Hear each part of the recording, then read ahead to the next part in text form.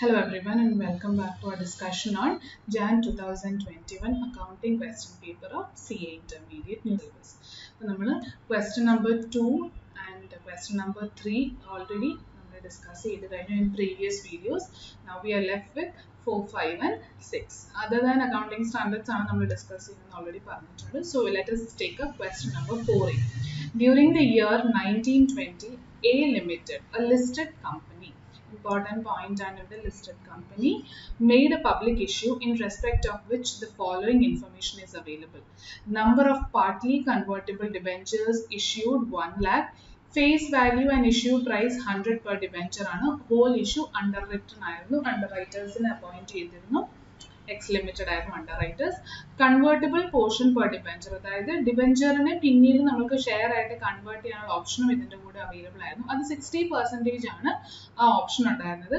Conversion നടക്കേണ്ടത് on expiry of 6 months from date of closing of issue.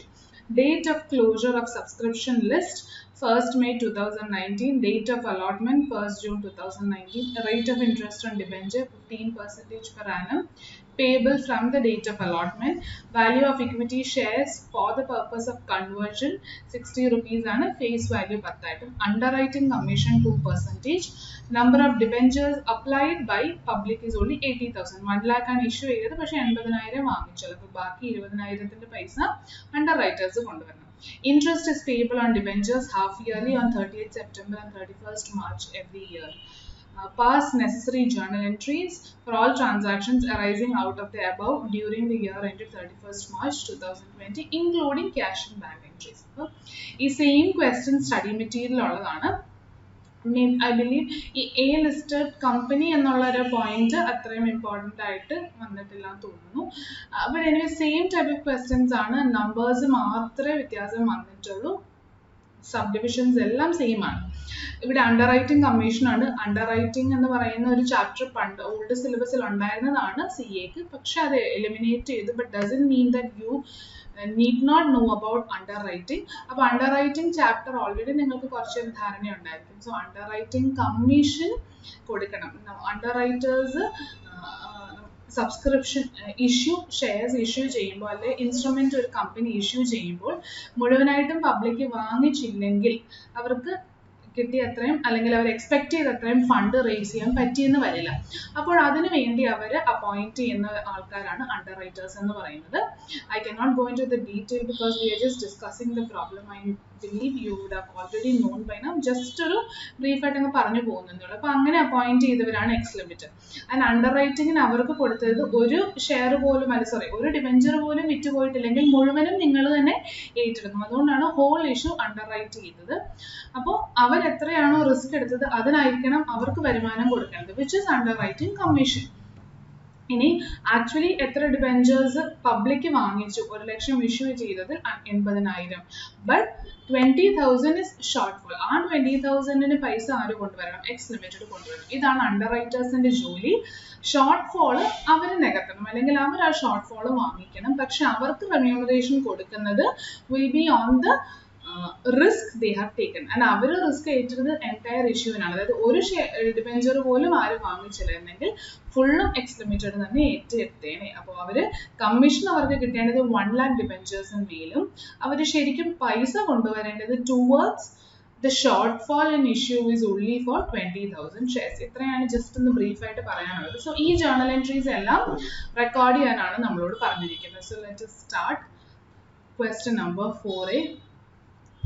Journal entries in the books of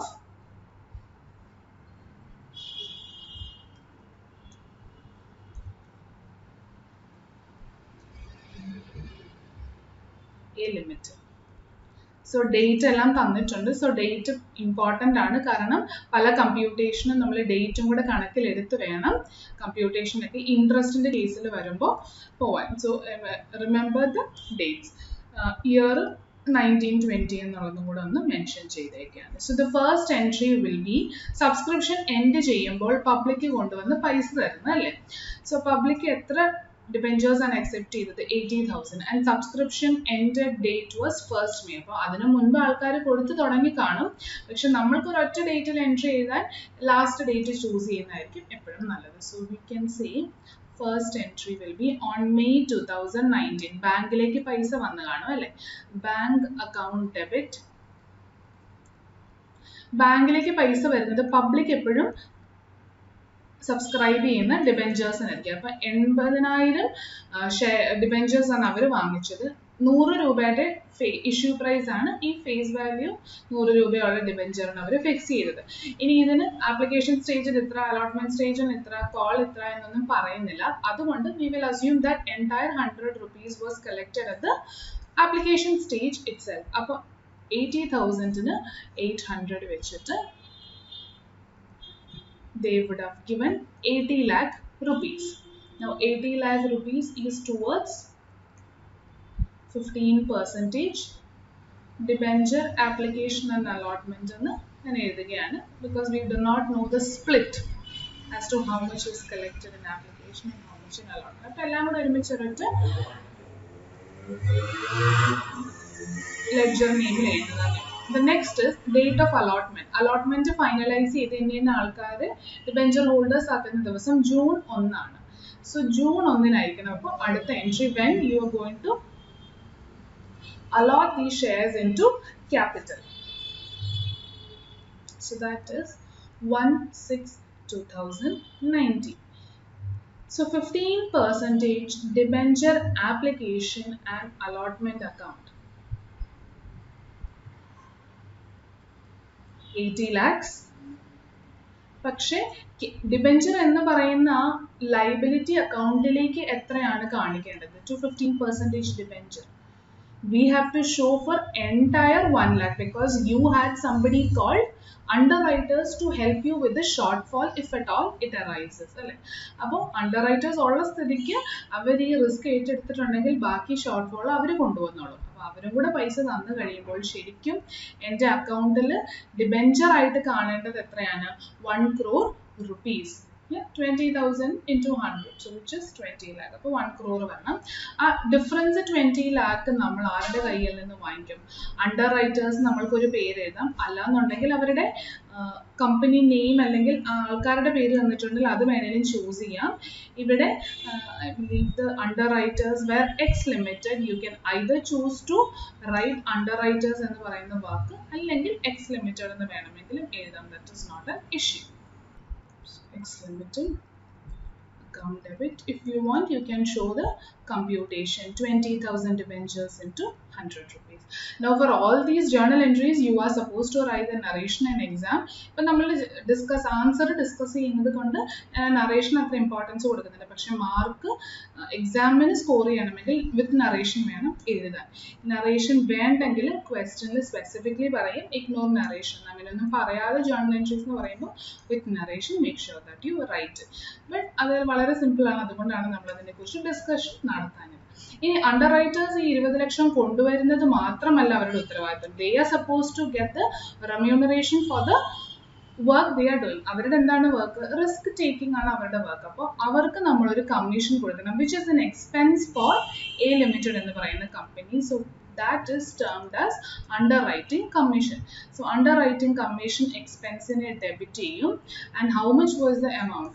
Underwriting commission കൊടുക്കേണ്ടത് 2% ആണ്. On how much should be the underwriting commission given? On the risk taken. And they had taken risk on entire 1 crore. ഒരു debenture പോലും ആരും വാങ്ങിച്ചില്ലെങ്കിലും they would have purchase the entire debenture. അപ്പോൾ risk ഏറ്റെടുത്തത് 100% ആണെങ്കിൽ commission കിട്ടേണ്ടത് 100% മേലാണ്. So 2% into 1 crore. So amount is 2 lakh rupees. ആ 2 lakh ആണ് ആർക്ക് കൊടുക്കേണ്ടത്? അണ്ടർറൈറ്റേഴ്സ് ആയ എക്സ് ലിമിറ്റഡിന് കൊടുക്കേണ്ടത്. So credit underwriters. Now after this entry all the transactions with underwriters are over. അവരുടെ കയ്യിൽ നിന്ന് 20 ലക്ഷം രൂപ കിട്ടണം, അവർക്ക് നമ്മൾ 2 ലക്ഷം രൂപ കൊടുക്കണം. So in effect we can say that we are going to get 18 lakh net from them instead of getting 20 lakh and paying them 2 lakh back. അവരുടെ കയ്യിൽ നിന്ന് ഇത് രണ്ടും കൂടെ അഡ്ജസ്റ്റ് ചെയ്ത് കഴിഞ്ഞിട്ടുള്ള നെറ്റ് എമൗണ്ട് മാത്രമേ നമ്മൾ വാങ്ങിക്കുന്നുള്ളൂ. So bank account debit to underwriters. അങ്ങനെ underwriters account completely close ആകും and we will get 18 lakh in our bank account. So moving on to the next part. So underwriting commission എഴുതി debenture issue ചെയ്ത് liability ആക്കിയതെല്ലാം കഴിഞ്ഞു. Then comes the convertible portion. അപ്പോൾ debenture convertible portion ഉണ്ട് 60%. അപ്പോൾ 1 കോടിയാണ് debenture issue ചെയ്തിരിക്കുന്നതെങ്കിൽ അതിൽ 60% convert ചെയ്യാൻ പറ്റുന്നതാണ്. ഇനി എത്ര പേര് കൺവേർട്ട് ചെയ്തെന്നൊന്നും പറയുന്നില്ല. So we are assuming entire 60% has converted into shares.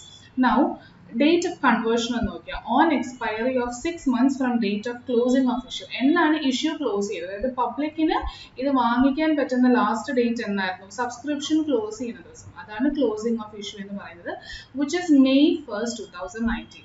ആ ഡേറ്റ് തൊട്ട് 6 മാസം കഴിയുമ്പോഴാണ് കൺവേർഷൻ നടക്കുന്നത്. So we can say May, June, July, August, September, October. So October 31st കൂടി ആണ് ആ 6 മാസം കഴിയുന്നത്. അപ്പോൾ ഒക്ടോബർ കഴിഞ്ഞ് പിറ്റേ മാസം അല്ലെങ്കിൽ പിറ്റേ ദിവസം അല്ലെങ്കിൽ ഒക്ടോബറിന്റെ ആ last day 30th before expiry എന്നാണ്. അപ്പം നമുക്ക് വേണമെങ്കിൽ 31st ഒക്ടോബർ അല്ലെങ്കിൽ 30th ഒക്ടോബർ എന്ന് പറയാം. അപ്പോൾ അതാണ് കൺവേർഷന്റെ date 30th October. 30th October എങ്ങനെയാണ് കിട്ടിയത്?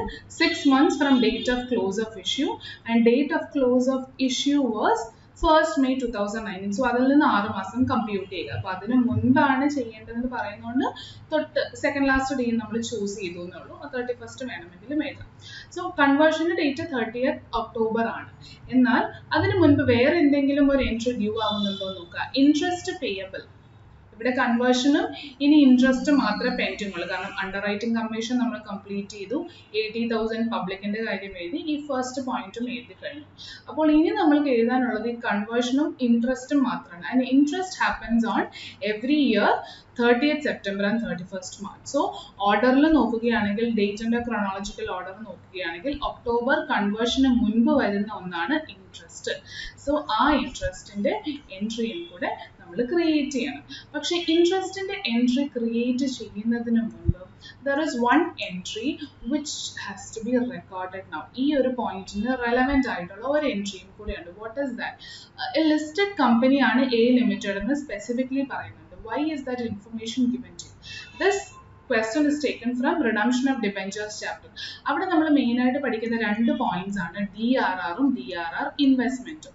Now DRR ക്രിയേറ്റ് ചെയ്യേണ്ടത് നമ്മൾ കുറേ ലിസ്റ്റ് ഉണ്ട്, അതിൽ നോ DRR ആണ് പലയിടത്തും തന്നെ പറയുന്നത്. DRR ക്രിയേറ്റ് ചെയ്യുന്നത് ഓൾ അതർ അൺലിസ്റ്റഡ് കമ്പനീസ് എന്ന് പറയുന്ന കേസസിൽ മാത്രമാണ്. കാരണം ഡിബെഞ്ചറിന് ഒരു റിഡംഷൻ ഉണ്ടല്ലോ. അപ്പോൾ DRR ക്രിയേറ്റ് ചെയ്യേണ്ടത് അൺലിസ്റ്റഡ് കമ്പനി. എന്നാൽ DRR ഇൻവെസ്റ്റ്മെന്റ് അൺലിസ്റ്റഡ് കമ്പനിയോടൊപ്പം ലിസ്റ്റഡ് കമ്പനീസും ക്രിയേറ്റ് ചെയ്യേണ്ട ആവശ്യമുണ്ട്. ആ ഒരു പോയിന്റ് നമ്മൾ മനസ്സിലേക്ക് വന്ന് അതിനെയും കൂടി ജേർണലൈസ് ചെയ്യാനാണ് ഈ എ ലിസ്റ്റഡ് കമ്പനി എന്ന് ബ്രാക്കറ്റിൽ തന്നിരിക്കുന്നത്. സോ DRR ഇല്ലെങ്കിലും DRR ഇൻവെസ്റ്റ്മെന്റ് ക്രിയേറ്റ് ചെയ്യണം.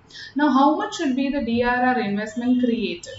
It should be created for 15% on the debentures that will be getting matured or that are there in our hand at the year end for maturity or redemption at a later date. നമ്മളുടെ കയ്യിൽ ആ വർഷം ഉണ്ടായിരിക്കാൻ പോകുന്ന ഡിബെഞ്ചറിന്റെ 15% investment ആയിട്ട് വേണ്ടത്. So അതും കൂടെ നമ്മൾ ഇപ്പോൾ തന്നെ ക്രിയേറ്റ് ചെയ്യാണ്. ബിക്കോസ് DRR ഡിബെഞ്ചർ ഇഷ്യൂ ചെയ്യുമ്പോഴേ നമ്മൾക്ക് അറിയാം കുറച്ച് നാൾ കഴിയുമ്പോൾ നമ്മൾ അത് റിഡീം ചെയ്യേണ്ടി വരും. അപ്പോൾ അങ്ങനെയാണെങ്കിൽ DRR ഇൻവെസ്റ്റ്മെന്റും ക്രിയേറ്റ് ചെയ്യേണ്ട ഒരു ആവശ്യമുണ്ട്. So I'm creating DRR investment. So investment create ചെയ്യുമ്പോൾ നമ്മളുടെ കയ്യിൽ നിന്ന് പൈസ പോവുകയാണ്. So to bank. Now how much is the amount for which DRR should be created? Total debentures are 1 crore. But entire debentures വർഷ അവസാനം debenture ആയിട്ട് തന്നെ നമ്മുടെ കയ്യിൽ കാണാൻ പോകുന്നുണ്ടോ? ഇല്ല. There is a 60% conversion into shares happening in October. അപ്പോൾ എന്തായാലും 31st March 2020 വരുമ്പോൾ ഇഷ്യൂ ചെയ്ത മുഴുവൻ ഡിബെഞ്ചർ ഒന്നും ഡിബെഞ്ചർ ആയിട്ട് കാണുന്നില്ല. അപ്പോൾ ഡിബെഞ്ചർ ആയിട്ട് ഇല്ലെങ്കിൽ അതിന് നമ്മൾ DRR ഇൻവെസ്റ്റ്മെന്റ് ക്രിയേറ്റ് ചെയ്യേണ്ട കാര്യമുണ്ടോ? ഇല്ല. അപ്പോൾ DRR ഇൻവെസ്റ്റ്മെന്റ് ക്രിയേറ്റ് ചെയ്യുന്നത് എന്തിനു മാത്രമാണ്? on 40% that are going to retain the nature of debenture. ബാക്കിയെല്ലാം ഷെയർ ആയി കൺവേർട്ട് ആക്കുകയാണ്. So which is only 40%. So ഈ 40% എന്ന് പറയുന്നത് എത്ര ഡിബെഞ്ചർ 31st മാർച്ചിന് എൻ്റെ കയ്യിൽ ഉണ്ടാകും ഫോർ ഫ്യൂച്ചർ റിഡംഷൻ എന്നുള്ളതിന് മാത്രമാണ്. ഇനി DRR ക്രിയേറ്റ് ചെയ്യേണ്ടത് എത്ര പെർസെൻറ്റേജിനാണ്?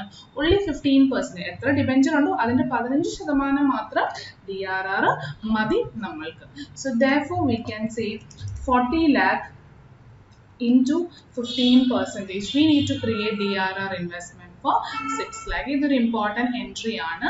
റിഡംഷൻ ഓഫ് ഡിബെഞ്ചേഴ്സ് ചാപ്റ്ററിൽ നമ്മൾ DRR ഇൻവെസ്റ്റ്മെന്റിൽ പഠിക്കുന്ന പോയിന്റ് അപ്ലൈ ചെയ്യുന്ന ഒരു ഏരിയ ഈ ഒരു പോയിന്റ് മാത്രമാണ് ഈ ഒരു ക്വസ്റ്റ്യനിൽ. സോ ഇതിന് ഡെഫിനറ്റ്ലി നല്ല മാർക്ക് ഉണ്ടാകും. Make sure that you don't forget it.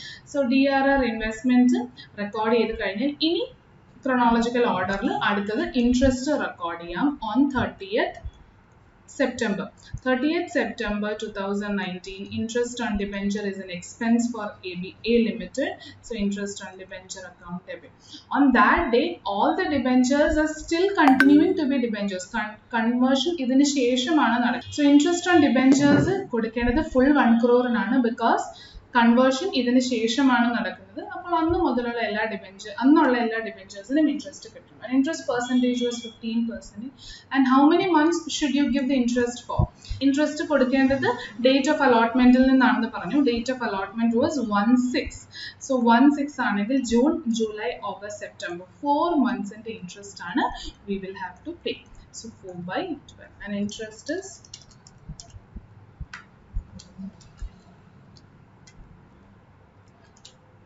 5 lakh rupees to bank. We have to immediately pay off this expense. അപ്പോൾ ബാങ്ക് വഴി നമ്മൾ പേയ്മെന്റും കാണിച്ചു. ഇനിയാണ് കൺവേർഷൻ്റെ ഡേറ്റ്. ഓൾറെഡി നമ്മൾ ഡിസ്കസ് ചെയ്ത ഡേറ്റ് ആണ് 30th October. 31st October എന്നുള്ള ഡേറ്റ് വേണമെങ്കിലും ചൂസ് ചെയ്യാം. ബിഫോർ ആയതുകൊണ്ട് 1 day prior എടുത്തു എന്ന് മാത്രമേ. So how are we converting? Debenture എന്ന് പറയുന്ന ആ ഇൻസ്ട്രുമെന്റ് ലൈബിലിറ്റി ആയിട്ടുള്ള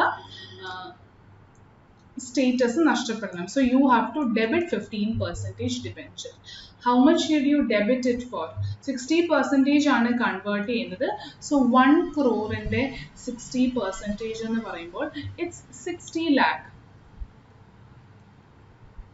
And how are you going to convert it? You're going to convert it into equity shares of 60 rupees. But face value is 10 rupee. അപ്പോൾ അതിൻ്റെ അർത്ഥം എന്താണ്? Premium കൂടി include ചെയ്തിട്ടുള്ള ഒരു വാല്യൂവിലാണ് കൺവേർഷൻ നടക്കുന്നത്. അപ്പോൾ ഇക്വിറ്റി ഷെയർ ക്യാപിറ്റലിലേക്ക് പോവേണ്ടത് 60 lakh ആണ് ടോട്ടലി കൺവേർഷന്റെ value. But you are converting using shares worth 60 rupees. അപ്പോൾ എത്ര ഷെയർ ഇഷ്യൂ ചെയ്യണം? 1 lakh ഷെയർ. അതിൻ്റെ ഫേസ് വാല്യൂ എത്രയാണ്? Only 10 rupees. So we can say 10 lakh ആണ് ക്യാപിറ്റലിലേക്ക് പോകുന്നത്. അപ്പോൾ ബാക്കി സെക്യൂരിറ്റീസ് പ്രീമിയത്തിലേക്ക് ട്രാൻസ്ഫർ ചെയ്യണം. സെയിം 1 lakh, അതായത് 60 lakh divided by 60 into 60 minus 10, 50 rupees. So that is 50 lakh rupees. But when you convert these debentures into shares, you have to settle off all the liabilities that you are supposed to give them. ഈ ഒരു ഡിബെഞ്ചേഴ്സിന് നമ്മൾ കൊടുക്കേണ്ടത് എല്ലാം കൊടുത്തും കൂടെ തീർക്കണം. അങ്ങനെ എന്തെങ്കിലും കൊടുക്കാൻ ബാക്കിയുണ്ടോ എന്ന് നോക്കിയാൽ കഴിഞ്ഞ മാസം നമ്മൾ ഇൻട്രസ്റ്റ് കൊടുത്തിരുന്നു. പക്ഷെ ആ ഇൻട്രസ്റ്റ് കൊടുത്തതിന് ശേഷം ഒരു മാസവും കൂടെ ഈ ഡിബെഞ്ചർ ആയിട്ട് തന്നെ നിന്നിട്ടുണ്ട്. അങ്ങനെയാണെങ്കിൽ ഈ 1 monthന്റെ ഇൻട്രസ്റ്റ് ഈ 60% പോർഷന് അഡീഷണലി കൊടുക്കണം. So on same day you will again give interest on debentures. And how much will you give it? 1 crore into 60% ആണ് കൊടുക്കേണ്ട ഡിബെഞ്ചറിന്റെ വർത്ത്. അതിൽ കൊടുക്കേണ്ട എമൗണ്ട് 15% ആണ് four 1 month. Yeah, so we can say 60 lakh into 15% divided by 12. 75,000 rupees ആണ് നമ്മൾ interest ആയിട്ട് additionally ഇവർക്ക് കൊടുക്കേണ്ടത്. കാരണം കൺവേർഷൻ നടക്കുന്നത് ഇൻട്രസ്റ്റ് ഡേറ്റിന് ഒരു മാസം കഴിഞ്ഞിട്ടാണ്. So അതും കഴിഞ്ഞാൽ കൺവേർഷനും കഴിഞ്ഞാൽ പിന്നെ നമ്മൾക്കുള്ളത് only pending thing is to pay off interest every half yearly as the question suggests. കാരണം ബാക്കിയെല്ലാം എൻട്രീസ് നമ്മൾ ക്ലോസ് ചെയ്ത് കഴിഞ്ഞു. അപ്പോൾ അടുത്ത എൻട്രി വരുന്നത് 31st മാർച്ചിനാണ്.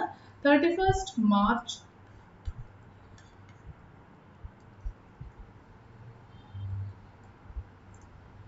31st March 2020, pay interest for 6 months on the rest of the debenture which is still continuing as debentures. അതായത് ബാക്കി 40% which is 40 lakh. ആ 40 lakhന് 15% for how many months? For 6 months. കാരണം previous interest rate തൊട്ട് current interest rate വരെയാണ് അവർക്ക് നമ്മൾ interest കൊടുക്കുന്നത്. ഒരു മാസം അഡീഷണലി കൊടുത്തത് 60 ലക്ഷം എക്സ്ട്രാ ഹോൾഡ് ചെയ്ത പീരീഡിന് വേണ്ടി മാത്രമാണ്. So 40 lakh into 15% divided by 2, that is 3 lakh rupees.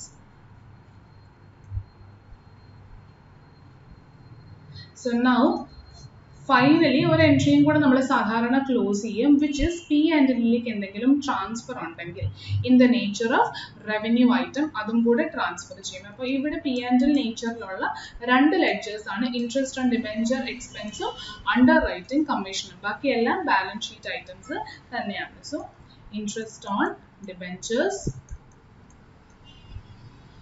and to underwriting commission, and by transferring to P&L we close these ledgers and P&L അതിന്റെ എഫക്റ്റ് വന്ന് കറക്റ്റ് പ്രോഫിറ്റ് നമുക്ക് കിട്ടി. ഇൻട്രസ്റ്റ് ഓൺ ഡിബെഞ്ചേഴ്സ് എത്രയുണ്ടായിരുന്നു? First interest on debenture 5 lakh ആയിരുന്നു, അതിനുശേഷം 75,000 വന്നു and again 3 lakh. So we can say 8,75,000 ആണ് മൂന്ന് ഇൻട്രസ്റ്റിന്റെ കൂടെ total. And underwriting commission was 2 lakh rupees.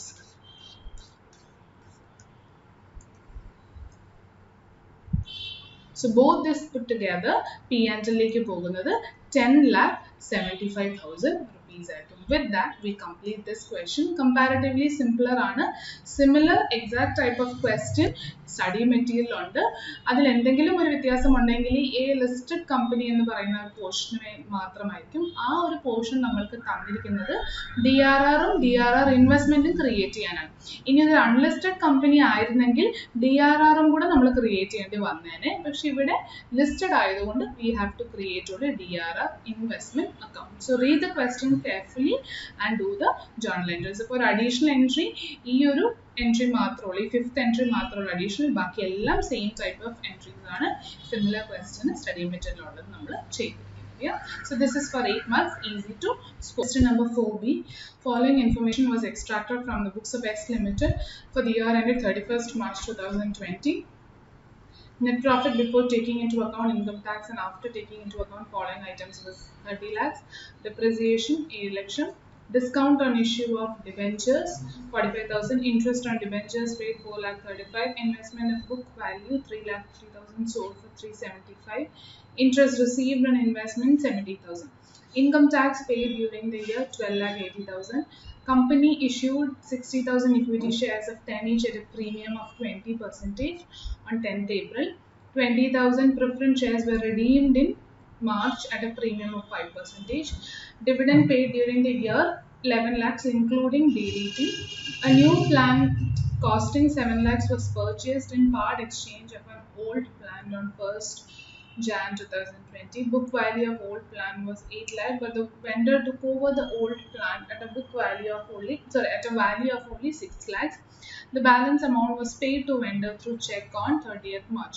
Company decided to value inventory at cost, whereas previously the practice was to value inventory at cost less 10%. The inventory according to books on 31st March 2020 was 14,76,000. The inventory on 13/1/2019 was correctly valued at 13,50,000. Current assets and liabilities in the beginning and year end. Inventory on trade receivables, cash and bank balance, trade payables and outstanding expenses.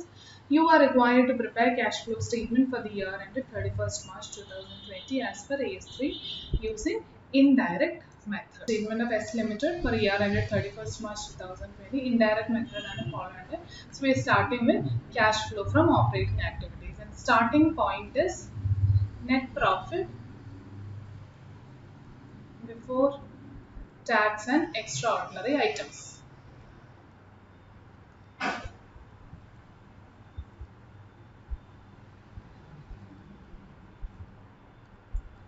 So അതാണ് നമ്മുടെ starting point.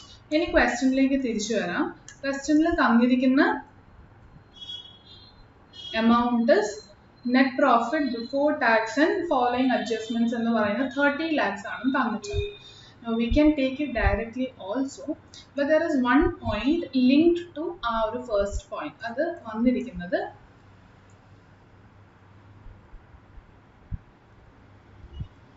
point number 7 company decided to value inventory at cost, whereas previously the practice was to value inventory at cost less 10%. അതായത് ഇപ്പോൾ company decide ചെയ്യുന്നു ഇൻവെൻട്രീനെ അല്ലെങ്കിൽ സ്റ്റോക്കിനെ അതിൻ്റെ കോസ്റ്റിന് തന്നെ നമുക്ക് കാണിക്കാമെന്ന്. പക്ഷെ അതിന് മുൻപുണ്ടായിരുന്ന പ്രാക്ടീസ് സ്റ്റോക്കിനെ എത്രയാണോ കോസ്റ്റ് പ്രൈസ് അതിനേക്കാളും 10% കൂടെ കുറച്ചാണ് കാണിക്കുന്നത്. Inventory according to books on 31st March 2020, അതായത് നമ്മളിപ്പോൾ ചെയ്യുന്ന വർഷ അവസാനത്തെ ആ ദിവസം ഉള്ള സ്റ്റോക്ക് 14,76,000 ആണ്. അപ്പോൾ ആ കമ്പനി ഡിസിഷൻ എടുത്തു കഴിഞ്ഞിട്ടുള്ള ലാസ്റ്റ് ഡേ, ഡിസിഷൻ എടുക്കുന്ന ഫൈനാൻഷ്യൽ ഇയർ 1920 ആണ്. അതിൻ്റെ ലാസ്റ്റ് ഡേയിലെ അപ്പോൾ സ്റ്റോക്ക് 14,76,000 ആണെന്ന് പറയുമ്പോൾ വി ക്യാൻ അണ്ടർസ്റ്റാൻഡ് ദാറ്റ് ആ ഡിസിഷൻ അവർ ഇംപ്ലിമെന്റ് ചെയ്ത് കഴിഞ്ഞിട്ടുള്ള വാല്യൂ ആണ്. അതായത് closing stock is at cost itself 100% തന്നെയാണ് 14,76,000. But read the next point. The inventory on 31/3/2019, അതായത് opening stock was correctly valued at 13,50,000. Now ഈ ഒരു പോയിന്റ് ആയിരിക്കാം എക്സാമിന്റെ സമയത്ത് ഒരു കൺഫ്യൂഷൻ ക്രിയേറ്റ് ചെയ്തിട്ടുണ്ടാവുക. കറക്റ്റ്ലി വാല്യൂഡ് എന്ന് പറയുമ്പോൾ 13,50,000 100% ആണെന്ന് ചിലപ്പോൾ നമുക്കൊരു സംശയം തോന്നിയിരിക്കാം. But I feel that correctly valued എന്ന് അവർ ഉദ്ദേശിക്കുന്ന ഒരു കൺഫ്യൂഷൻ ക്രിയേറ്റ് ചെയ്യാൻ വേണ്ടി തന്നെയാണ് അങ്ങനെ ഒരു വാക്ക് തന്നിരിക്കുന്നത്. But I believe the intention was to say that ആ ദിവസം അവരുടെ പ്രാക്ടീസ് എന്തായിരുന്നു, കമ്പനിയുടെ പ്രാക്ടീസ് എന്തായിരുന്നു, ആ പ്രാക്ടീസ് അനുസരിച്ച് കറക്റ്റ്ലി വാല്യുവേഷൻ നടത്തിയത് 13,50,000 ആണ്. അപ്പോൾ അന്നത്തെ ദിവസം 31/3/2019 ഫോളോ ചെയ്തിരുന്ന പ്രാക്ടീസ് എന്തായിരുന്നു? സ്റ്റോക്കിനെ വാല്യൂ ചെയ്യുന്നത് എപ്പോഴും കോസ്റ്റ് ലെസ് 10% ആണ്. അപ്പോൾ ഈ രണ്ട് പാരഗ്രാഫ്സും ഒന്ന് കമ്പൈൻ ചെയ്ത് വായിച്ചു കഴിഞ്ഞാൽ we can understand that this 13,50,000 represents only actually 90%, but it should have been at 100%. Now this correction നമ്മൾ ഈ വർഷം കണക്കിലെടുക്കണം. കാരണം നെറ്റ് പ്രോഫിറ്റ് P&L-ലേക്ക് ഈ ഒരു അഡ്ജസ്റ്റ്മെന്റ് വന്നിട്ടുണ്ടായിരിക്കണം, അല്ലെ വരണം. എന്നാൽ മാത്രമാണ് ഓപ്പണിംഗ് സ്റ്റോക്കും ക്ലോസിംഗ് സ്റ്റോക്കും കറക്റ്റ് വാല്യൂവിൽ നമ്മൾക്ക് കാണിക്കാൻ പറ്റുകയുള്ളൂ. But does this affect cash balance? No, it doesn't affect cash balance. Now what if we do not consider this point? Moving on to the next point, point number 8. അതിനകത്ത് അസറ്റ്സിന്റെയും ലയബിലിറ്റീസിന്റെയും opening and closing stock ആണ്. അപ്പോൾ inventory 13,50,000 opening റേറ്റിലും closing 31st March 2020 14 lakhs. തൊട്ട് മേലെ തന്നിരിക്കുന്ന പാരഗ്രാഫിലെ തന്നെ കാര്യങ്ങളാണ് ഇത് ഓപ്പണിംഗ് ക്ലോസിംഗ് ആയിട്ട് പറഞ്ഞത്. പക്ഷെ ഇവിടെ വാല്യുവേഷൻ അറ്റ് 90%, ഇവിടെ വാല്യുവേഷൻ അറ്റ് 100%. സോ നമ്മൾ കറണ്ട് അസറ്റിന്റെ ഇൻക്രീസ് ഓർ ഡിക്രീസ് കമ്പ്യൂട്ട് ചെയ്യുമ്പോൾ ഇൻഡയറക്റ്റ് മെത്തേഡിൽ നമ്മൾ ഇതിനെ രണ്ടിനെയും ജസ്റ്റ് amount ബേസിൽ, അബ്സല്യൂട്ട് നമ്പർ ബേസിൽ മാത്രം നോക്കിക്കഴിഞ്ഞാൽ വി ക്യാൻ സി ഇൻക്രീസ് ആണ് വന്നിരിക്കുന്നത്. പക്ഷെ നമ്മൾ മനസ്സിലാക്കേണ്ട ഒരു കാര്യം, ഇൻഡയറക്ട്ലി നമ്മൾ കമ്പയർ ചെയ്യുന്ന 90% ഓഫ് ഒരു ഐറ്റത്തിനെയും 100% ഓഫ് അതേ ഐറ്റത്തിനെയും മറ്റേ ഡിഫറെൻറ്റ് ഡേറ്റ് ആണ്. അപ്പോൾ comparison logical wise will not be correct, അല്ലേ? അപ്പോൾ ആദ്യത്തെ സ്റ്റെപ്പ് എന്തായിരിക്കണം? ലോജിക്കലി നോക്കുകയാണെങ്കിൽ കമ്പയർ ചെയ്യാൻ പാകത്തിന് ഇവർ രണ്ടും ഒരേ തട്ടിലായിരിക്കണം. അതുകൊണ്ട് തന്നെ ഈ 90%-നെ 100% ആക്കുന്നതായിരിക്കും ആദ്യത്തെ സ്റ്റെപ്പ്. എന്നിട്ട് 100%-ലുള്ള ഫിഗറിനെയും ഈ ക്ലോസിംഗിനെയും നമുക്ക് കമ്പയർ ചെയ്യാം, because both are at 100% base. I hope it is clear. So ഈ 2 പോയിന്റ്സ് ആണ് ഈ ക്വസ്റ്റ്യനിൽ കുറച്ച് നമ്മൾക്ക് കൺഫ്യൂഷൻ ക്രിയേറ്റ് ചെയ്യുന്നത്. അപ്പോൾ 90% ഉള്ള ഒരു ഐറ്റത്തിനെ 100%-ലേക്ക് എത്തി കമ്പാരിസൺ ഈസി ആക്കണമെങ്കിൽ അതിന്റെ എഫക്റ്റ് എങ്ങോട്ടെങ്കിലും പോകണമല്ലോ. ഈ 90-ൽ നിന്ന് 100 ആകുമ്പോൾ അല്ലെ, ആ പോകുന്നത് നമ്മൾക്ക് എങ്ങോട്ടേക്ക് മാത്രമേ കൊണ്ടുപോകാൻ പറ്റുകയുള്ളൂ? പ്രോഫിറ്റ് ആൻഡ് ലോസ് അക്കൗണ്ടിലേക്ക് മാത്രമേ കൊണ്ടുപോകാൻ പറ്റുകയുള്ളൂ. അപ്പോൾ ഈ ഒരു എഫക്റ്റ് വരാത്ത ഒരു നെറ്റ് പ്രോഫിറ്റ് ആണ് നമ്മൾക്ക് 30 lakhs ആയിട്ട് തന്നിരിക്കുന്നത്. But we will have to consider that also in order to show the correct presentation. Now if we do not do all this, നമ്മൾക്ക് ആൻസർ അവസാനം കറക്റ്റ് ആയിട്ടൊക്കെ തന്നെ കിട്ടും, പക്ഷേ കുറച്ച് ലോജിക്കലി കമ്പാരിസൺ വെച്ചെല്ലാം നോക്കുമ്പോൾ it will give A wrong impression. അതായത് stock കുറവായിരുന്നു, ഭയങ്കര ഇൻക്രീസ് വന്നു, ശരിക്കും മറ്റൊരു ഇന്റർപ്രിട്ടേഷൻ ആണ് വരുന്നത് സ്റ്റോക്കിന്. അപ്പം നമ്മൾക്ക് ആ ഒരു വർക്കിംഗ് ചെയ്ത് വരുമ്പോൾ കുറച്ചും കൂടെ ക്ലിയർ ആകും. സോ therefore സ്റ്റാർട്ടിംഗ് പോയിന്റിൽ തന്നെ നമ്മൾക്ക് ഒരു വർക്കിംഗ് നോട്ടിന്റെ ആവശ്യമുണ്ട് to find out how much is actual net profit that you can start with. അതിൽ 30 lakhs എന്ന് പറഞ്ഞ് അവർ തന്നിട്ടുണ്ട്, എന്നാൽ പോലും ആ 30 lakhs ഡയറക്റ്റ്ലി നമ്മൾക്ക് എടുക്കാൻ പറ്റില്ല. കാരണം ഈ 90-ൽ നിന്ന് 100 ആവുന്ന ആ ഒരു ചേഞ്ച് നമ്മൾ ബുക്സിലേക്ക് കൊണ്ടുവരണം അല്ലെ. എങ്ങനെയാണ് ചേഞ്ച് ബുക്സിലേക്ക് കൊണ്ടുവരേണ്ടത്? when your opening stock in the cost 13,50,000 ആയിരുന്നെങ്കിൽ at 90%, what will be at 100%?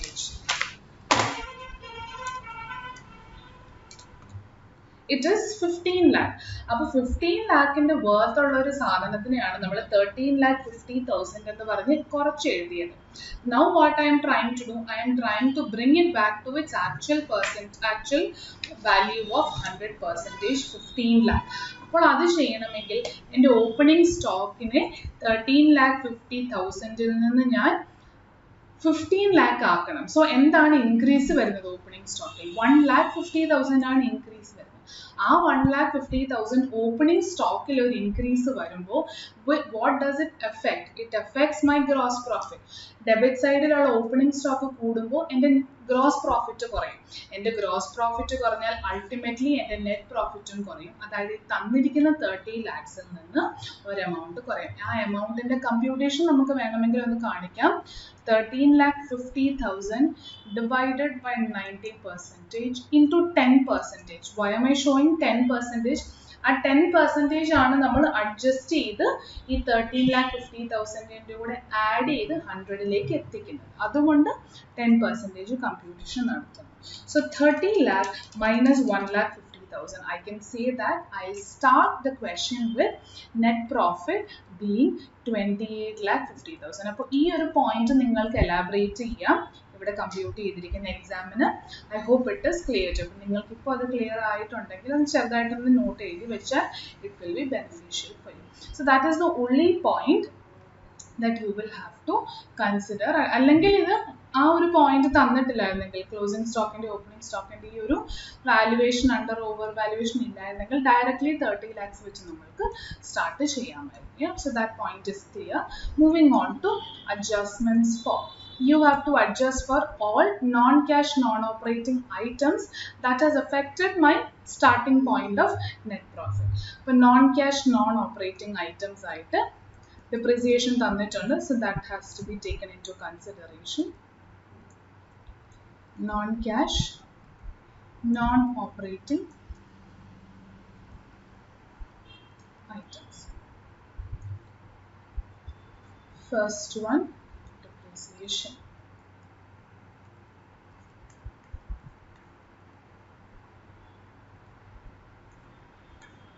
Depreciation on property, plant and equipment is 7 lakh. ഇപ്പോൾ 7 lakh ഓൾറെഡി P&L നിന്ന് ഡെബിറ്റ് ചെയ്തിട്ടുണ്ട്. അതിനെ റിസ്റ്റോർ ചെയ്ത് അതിൻ്റെ എഫക്റ്റ് എലിമിനേറ്റ് ചെയ്യണമെങ്കിൽ you have to add back depreciation.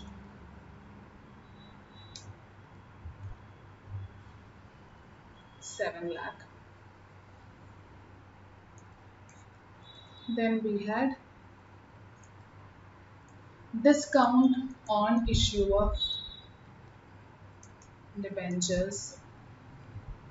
ഇത് രണ്ടും നോൺ ക്യാഷ് ഐറ്റത്തിൽ പെടുന്ന കാര്യം. Discount on issue of debentures return of 45,000, അതും റൈറ്റ് ഓഫ് ആയിരുന്നു. So I have to add back 45,000. Then interest on debentures paid. അത് പേയ്മെന്റ് ആണ് ക്യാഷിനെ affect ചെയ്തിട്ടുണ്ട്. അപ്പം നോൺ ക്യാഷ് കാറ്റഗറിയിൽ വരില്ല. പക്ഷേ interest on debentures is A financing activity. അപ്പോൾ അത് നോൺ ഓപ്പറേറ്റിംഗ് ആയത് കാരണം എലിമിനേറ്റ് ചെയ്യണം. Interest on debenture 4,35,000. So interest on debenture 4,35,000. That also you have to add back. Then investment of book value of 3,50,000 was sold for 3,75,000. അപ്പോൾ അവിടെ തന്നെ ഒരു clear cut profit ഉണ്ട്. അപ്പോൾ ആ പ്രോഫിറ്റ് എങ്ങോട്ടേക്കായിരിക്കും പോയിരിക്കുക? P&L-ലേക്കായിരിക്കും അല്ലേ? സോ P&L സ്റ്റാർട്ടിംഗ് പോയിന്റിലുണ്ട്. But is it a non operating item? Sorry, is it an operating item? No, it's not.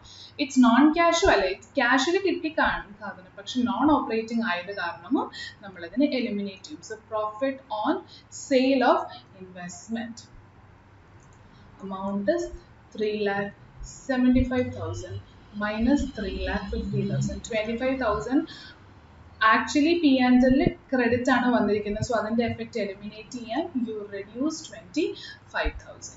Then you have interest received on investment 70,000. Now interest received on investments is cashly received ചെയ്താണ്. അപ്പോൾ non ക്യാഷിൽ വരില്ല, പക്ഷേ ഇൻവെസ്റ്റ്മെന്റിൽ കിട്ടിയ interest ആണ്, non operating item ആണ്, അതിനെയും eliminate ചെയ്യണം. So interest on investments received 70,000 credit ആണ് സംഭവിച്ചിട്ടുള്ളത്. സോ എലിമിനേറ്റ് ചെയ്യുമ്പോൾ you have to debit and eliminate. So ഇത്രയുമാണ് അഡ്ജസ്റ്റ്മെന്റ്സ് ആയിട്ട് തന്നിരിക്കുന്നത്.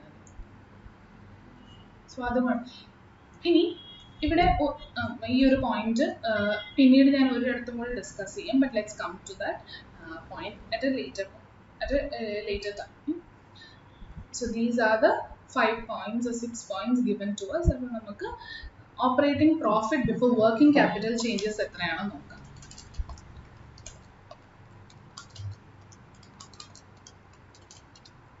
So our operating profit before working capital changes was 39,35,000 rupees. Yeah. ഇനി അടുത്തതാണ് നമ്മൾ എന്ത് ചെയ്യുന്നത്? Increase in current asset and increase in or decrease in current liabilities ഒക്കെ നമ്മൾ ട്രീറ്റ് ചെയ്യേണ്ടത്. So first increase in current asset or current liability ഓരോരോ point ആയിട്ട് എടുക്കാം. അത് പോയിന്റ് ടേബിൾ നമ്പർ 8-നകത്ത് തന്നിട്ടുണ്ട്. ഇൻവെന്ററി. Now inventory ഈ ടേബിളിൽ 13,50,000 ആണ് തന്നിരിക്കുന്നതെങ്കിലും 90% നമ്മൾ സ്റ്റാർട്ടിംഗ് നെറ്റ് പ്രോഫിറ്റിൽ അഡ്ജസ്റ്റ്മെന്റ് നടത്തിയപ്പോൾ നമ്മൾ ഇതിനെ 100%ലേക്ക് റിസ്റ്റോർ ചെയ്ത് കഴിഞ്ഞു. So now you have to take into consideration 15 lakh as a opening stock. So 15 lakh opening stock closing stock 14,76,000. Actually there is a decrease in inventory. So decrease in inventory എന്ത് ചെയ്യണം? Decrease in inventory you have to add 15 lakh minus 14,76,000. ഈ ഒരു പോയിന്റിലായിരിക്കാം ചിലപ്പോൾ പലരും ഒരു error വരുത്തിയിട്ടുണ്ടാവുക. That if you ignore this correction in net profit, then your opening stock will still be 13,50,000. അപ്പോൾ നമ്മൾ 13,50,000-നെയും 14,76,000-നെയാണ് compare ചെയ്യുന്നത്. അപ്പോൾ നമ്മൾക്ക് എന്ത് കിട്ടും? 13,50,000 increase of 1,26,000. പക്ഷേ increase of 1,26,000-നെയും ഓപ്പണിംഗ് സ്റ്റോക്ക് 13,50,000 അല്ല 15 lakh ആയിരുന്നെങ്കിൽ വരുന്ന ഇൻക്രീസ് എത്രയാണ്? 1,50,000. സോ ഓപ്പണിംഗ് സ്റ്റോക്കിൽ 1,50,000 എന്ന് പറയുന്നത് ഒരു നെഗറ്റീവ് ആയിട്ടും 1,26,000 13,50,000-ഉം 14,76,000-ഉം കൂടെ കമ്പാരിസൺ നോക്കുകയാണെങ്കിൽ 1,26,000. ഈ 1,50,000-ഉം 1,26,000-നെയും കൂടെ അഡ്ജസ്റ്റ് ചെയ്യുമ്പോഴാണ് നമ്മൾക്ക് എന്ത് കിട്ടുന്നത്? 24,000 rupees. Yeah. So if you do not do any of this step, നമ്മൾ ആ ഒരു 13,50,000 റിസ്റ്റോർ ചെയ്തില്ലെങ്കിൽ ഇവിടെ എന്തായിരിക്കും ആൻസർ വരിക? 1,26,000 ഇൻക്രീസ് കാണിക്കും. Yeah, but the correct way of presenting based on the questions given would be, according to my assumption, is that 24,000 decrease ആയിട്ട് actual 100% inventories in the comparison കാണിക്കണം. ബാക്കി negative 1,50,000 ഈ net profit ലുമാണ് adjust ചെയ്യേണ്ടത്. This is how രണ്ടിന്റെയും effect ultimately answer ഒരേപോലെ ആയിരിക്കും. പക്ഷെ രണ്ടിടത്താണ് present ചെയ്യുന്നത്. ഇതൊന്നും treat ചെയ്തില്ലെങ്കിൽ ഈ ഒരു increase in inventory ആയിട്ട് 1,26,000 ആയിരിക്കും കാണിക്കുക. ആ ഒരു ഡിഫറൻസ് ആയിരിക്കും വരുന്നത്. ഫൈനൽ ആൻസർ കറക്റ്റ് ആയിരിക്കും. ബട്ട് ഫൈനൽ ആൻസർ കറക്റ്റ് ആയാലും ഡയറക്ട്ലി ഇൻക്രീസ് ഇൻ ഇൻവെന്ററി 1,26,000 എന്ന് മാത്രം എടുക്കുന്ന ഒരാൾക്ക് ക്വസ്റ്റ്യനിൽ തന്നിരിക്കുന്ന ഈ ഒരു പോയിന്റ് ആക്ച്വലി സ്പീക്കിംഗ് ഇറലവെന്റ് ആണ്.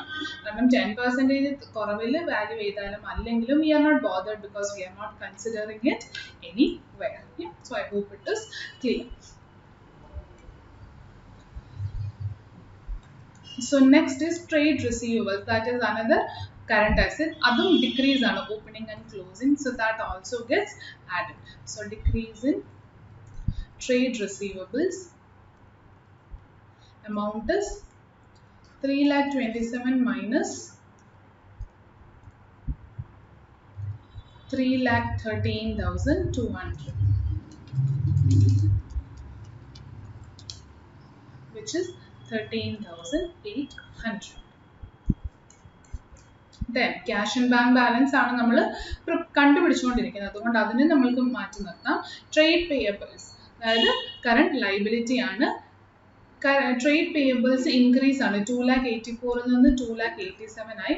Increase in current liability also will be added. So increase in trade payables 2,87,300 minus 2,84,700 is 2,600. And finally we have outstanding liabilities or expenses. Adum opening 97,000 and closing 1,01,000. Appo increase thaneyanu again adding it. So increase in another current liability, outstanding expenses 101,400 minus 9.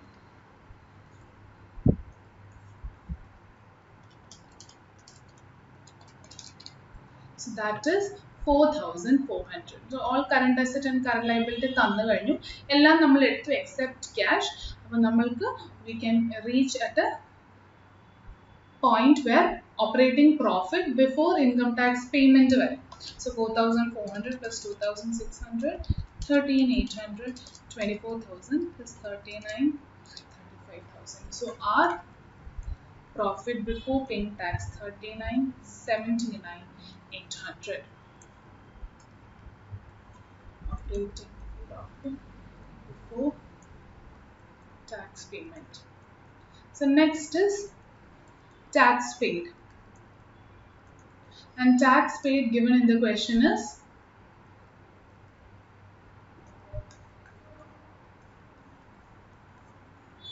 12,80,000 rupees.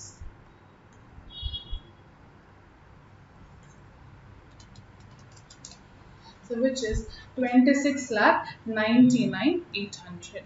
Now extraordinary item എന്തെങ്കിലും ഉണ്ടോ എന്ന് നോക്കുക. Proceeds from earthquake, disaster settlement or insurance claim. അങ്ങനെ ഒന്നും തന്നെ ഈ ക്വസ്റ്റ്യനിൽ പറയുന്നില്ല. അതുകൊണ്ട് തന്നെ ഈ ഒരു സ്റ്റേജ് കൊണ്ട് നമ്മൾക്ക് കിട്ടുന്ന answer is nothing but the operating activity യിൽ നിന്ന് കിട്ടുന്ന cash inflow. So 26,99,800 is cash inflow from operating activities. Moving on to investing activity.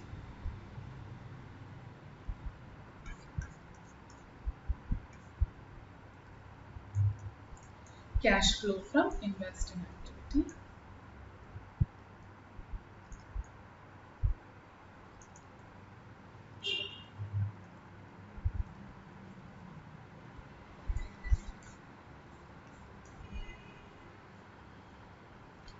So we have investment of book value sold നെ കുറിച്ച് പറയുന്നുണ്ട്. Interest received on investments പറയുന്നുണ്ട്. ഇത് രണ്ടും investment activity ആണ്. അപ്പോൾ ആദ്യമേ തന്നെ നമ്മൾക്ക് അത് എഴുതാം. So sale of investments. Sale of investments was for 3,75,000. അപ്പോൾ അതായിരിക്കണം കയ്യിൽ കിട്ടിയിട്ടുണ്ടാവുക. അത് കഴിഞ്ഞിട്ട് ഇൻട്രസ്റ്റ് ഓൺ ഇൻവെസ്റ്റ്മെന്റ്സ് റിസീവ്ഡ് പറയുന്നുണ്ട്, വിച്ച് ഇസ് 70,000.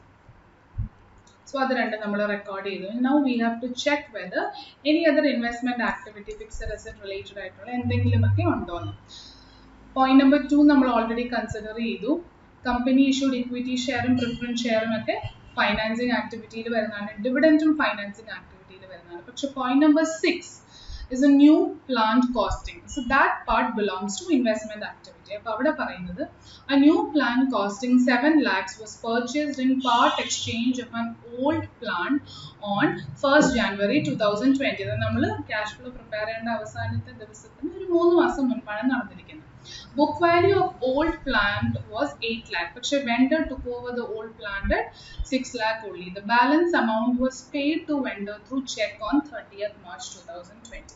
അതായത് അയാൾ ഒരു പുതിയ പ്ലാന്റ് വാങ്ങിച്ചു 7 ലക്ഷത്തിന്. എങ്ങനെയാണ് അത് വാങ്ങിച്ചത്? ഒരു പഴയ പ്ലാന്റ് കൊടുത്തിട്ടാണ് അയാൾ വാങ്ങിച്ചത്. പഴയ പ്ലാന്റിന്റെ ശരിക്കുമുള്ള വില 8 ലക്ഷം ആണെങ്കിലും വെണ്ടർ, ഇയാൾക്ക് പുതിയ പ്ലാന്റ് സപ്ലൈ ചെയ്യുന്ന ആൾ അതിന് 6 ലക്ഷം വില ഇട്ടിട്ടുണ്ടായിരുന്നു.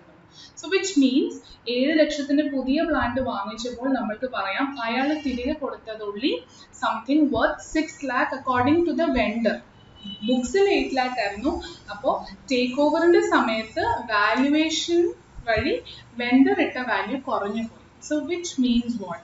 8 lakh ആയിരുന്നു ബുക്ക് വാല്യൂ. അപ്പോൾ നമ്മുടെ ഫിക്സഡ് അസറ്റിൽ ഉണ്ടായിരിക്കുന്നതും 8 lakh ആണ്. പക്ഷെ ടേക്ക് ഓവർ ചെയ്തത് 6 lakhിലാണെങ്കിൽ there is a loss due to valuation technique അല്ലേ? ആ 2 ലക്ഷത്തിന്റെ ലോസ് ഈ കമ്പനി ബെയർ ചെയ്തേ പറ്റുകയുള്ളൂ. സോ ആ ലോസ് എങ്ങോട്ടേക്കാണ് പോകുന്നത്? Ideal situation that loss should go to P&L. But please note that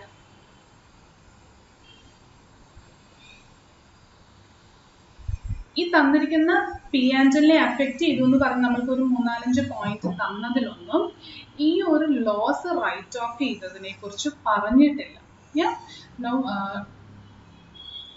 inventories related to ഇൻവെന്ററിയുടെ under വാല്യുവേഷനും ഒന്നും തന്നെ പറഞ്ഞില്ല. പക്ഷെ ഓപ്പണിംഗ് സ്റ്റോക്ക് കറക്റ്റ്ലി വാല്യൂ ചെയ്തു എന്നും ക്ലോസിംഗ് സ്റ്റോക്ക് കറക്റ്റ്ലി വാല്യൂ ചെയ്തും ആസ് ഓൺ ദോസ് ഡേറ്റ്സ് എന്നുള്ള ഇൻഫർമേഷൻ ഒക്കെ നമുക്ക് തന്നിട്ടുണ്ടല്ലോ. അതിൽ നിന്നൊക്കെ നമ്മളൊരു അസംഷനും ഇൻഫറും ചെയ്തതാണ് P&Lലേക്ക് അത് അഡ്ജസ്റ്റ് ചെയ്തിട്ട് കറക്റ്റ് പിക്ചർ തന്നെ ബുക്സിൽ കാണിക്കാമെന്നുള്ളത്.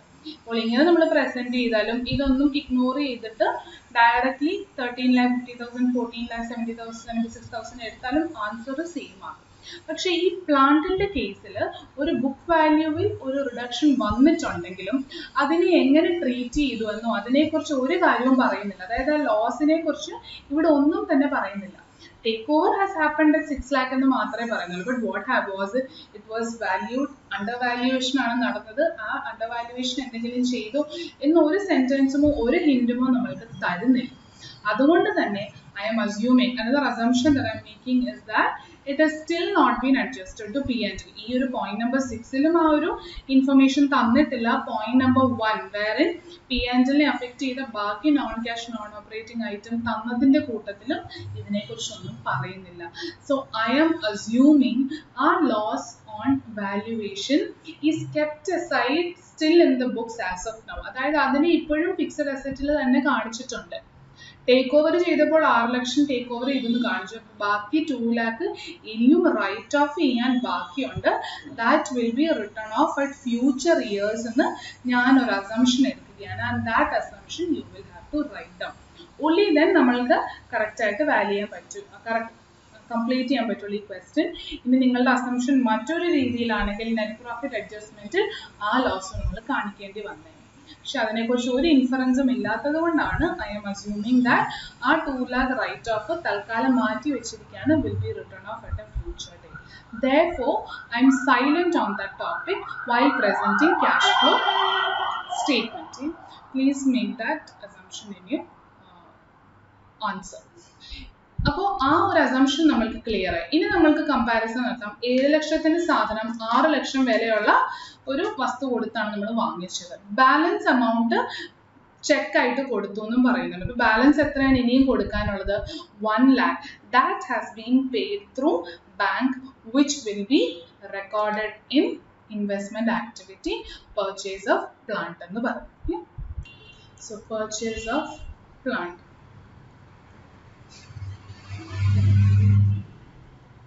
7 lakh minus 6 lakh. 1 lakh outflow ആണ്. So അതുകൊണ്ട് investing activity തീർന്നു. So we can say cash inflow from investing activities is 3,45,000. Now next moving on to the last activity, which is financing activity.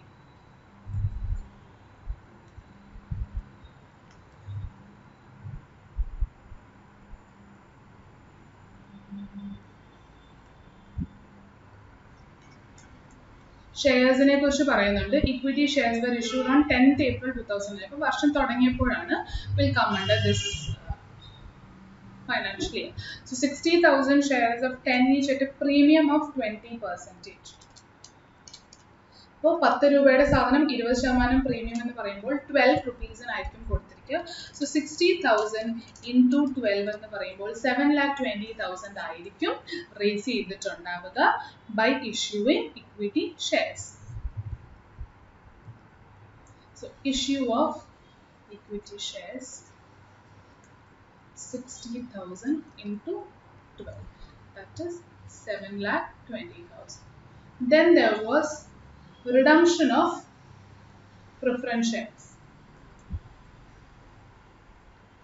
Now redemption of preference shares also at a premium, and how many preference shares were redeemed? 20,000 ആണ് last day redeem ചെയ്യുന്നത്, 100 each, പക്ഷേ premium of 5%. So which means 20,000 shares in 5% premium എന്ന് പറയുമ്പോൾ 105 rupees ആയിരിക്കും തിരിച്ചു കൊടുത്തിട്ടുണ്ടാവുക. So 105 into 20,000 is 21 lakh. So that is outflow. Redemption ആണ്, പൈസ തിരിച്ചു കൊടുക്കേണ്ടതാണ്. Then we have dividend paid during the year, including dividend distribution tax, 11 lakh എന്ന് പറഞ്ഞിട്ടുണ്ട്. So that also is an outflow. Dividend paid 11 lakh. And finally there was a point related to interest on debentures, 4,35,000 paid എന്ന് പറയുന്നുണ്ട് അല്ലേ. അപ്പോൾ അത് financing activity ആണ്, outflow അതും ഇവിടെ കാണിക്കുന്നത്. So interest on debentures paid 4,35,000. Now if you see, we have covered all the points given in the question. Point number 8 നകത്ത് അസറ്റ്സിന്റെ ഒക്കെ ലിസ്റ്റ് ആണ് തന്നിരുന്നത്. ബാക്കിയുള്ള എല്ലാ പോയിന്റ്സും നമ്മൾ ഓരോ ആക്ടിവിറ്റിയിൽ സ്പ്ലിറ്റ് ചെയ്ത് we have completed. So therefore financing activityയും ഇവിടെ കൊണ്ട് തീരും. And we have an outflow of cash outflow from financing activity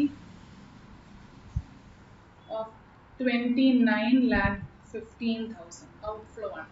For outflow from financing, inflow 3,45,000.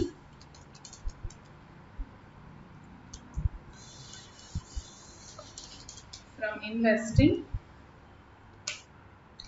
and operating activity il ninnu inflow. So 26,99,800. So we get an inflow of 1,29,800 from all these activities put together. So cash inflow for the year is 1,29,800. That is A plus B plus C. Adinte kude opening cash and bank balance add cheyidal you should be getting the closing balance given in question.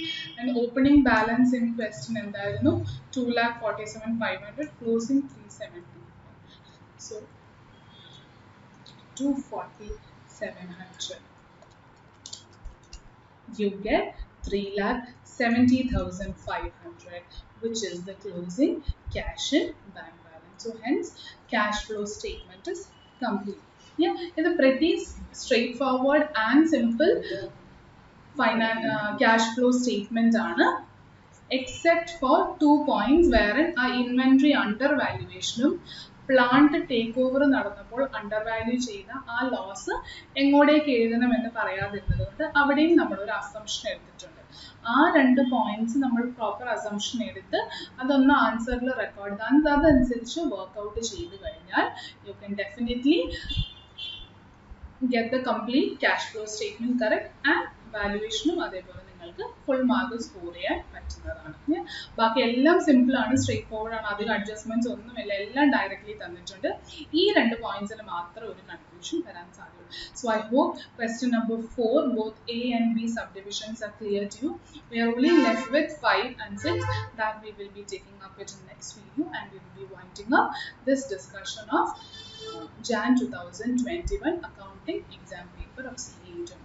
So if you have any doubts or queries, do let me know in the comment section. So till we meet again, stay safe and happy. Thank you so much.